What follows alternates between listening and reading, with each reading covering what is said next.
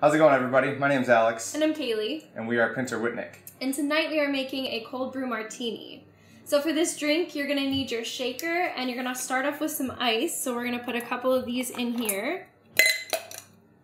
Tell them what we're gonna do next. And then we're gonna take 1.5 ounces of any 80 proof vodka. We're using Seagram's here. Don't spill.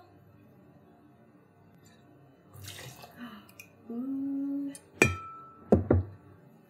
Alright, next up we are going to take our coffee liqueur, which we have Kahlua for this drink. So we are going to do 1 ounce of Kahlua.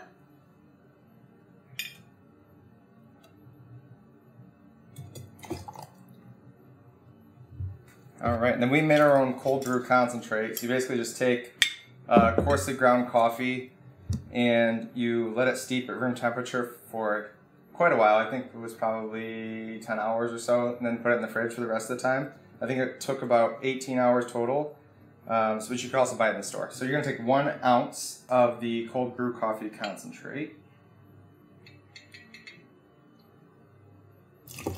This can also be made with espresso as well, but we don't have an espresso machine. Next, you're going to take a little bit of lemon zest here, and you're going to squeeze that in for a little bit of a zing. And trust me, it's just, this makes it so much better. And then we're going to shake it out.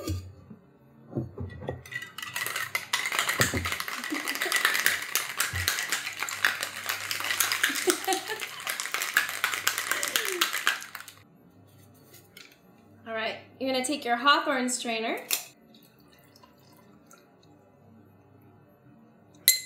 Right. And we're using coupe glasses. They're a little more stable and sort of classy old-fashioned than martini glasses, but would probably call for a martini glass. And then we're going to garnish with some fresh coffee beans. Let's place those right on top. And there you have the cold brew martini. We chose to pair this drink with the show tonight because many of the first folk revival shows were actually in coffee houses rather than bars. So you might have enjoyed listening to Bob Dylan for the first time with a cup of coffee instead of a drink. So we decided to kind of merge the two.